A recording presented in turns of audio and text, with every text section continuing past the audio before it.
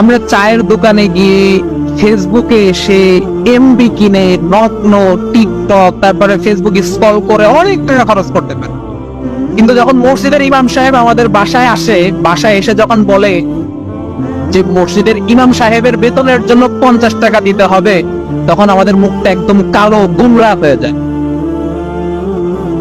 কিন্তু ওই মানুষটা তখন 100টা কথা মিনিমাম বলে, কিন্তু ওই মানুষটাই 500 টাকা খরচ করে প্রতি মাসে দেখা যাচ্ছে যে ফেসবুকে এমবি কেনে, স্ক্রল করে ইউটিউবে মুভি দেখতে পারে, নাটক দেখতে পারে, সব করতে পারে, গার্লফ্রেন্ডের সাথে কথা বলতে পারে, সব কিছু করতে পারে।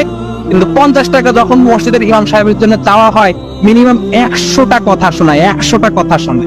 আমি নিজে এই কাজ করেছি।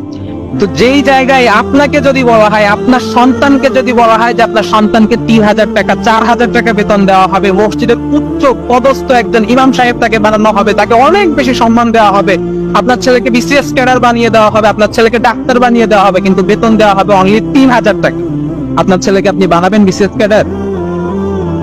বানাবেন ডাক্তার? আপনার ছেলে বাংলাদেশের মধ্যে সব থেকে বড় ডাক্তার হবে, কিন্তু আপনার ছেলেকে বেতন দেওয়া হবে 3000 টাকা, অনলি 3000 টাকা, 4000 টাকা, 5000 টাকা। তখন কি এটার অনেক বেশি মান মর্যাদা সম্মান থাকা সত্ত্বেও তখন আপনি সেই জায়গা থেকে পিছিয়ে আসবেন যে না, আমার ছেলের বিয়ে করলে তার ক্যারিয়ার কি হবে, তার ফিউচার কি হবে, আপনি তখন চাইবেন না।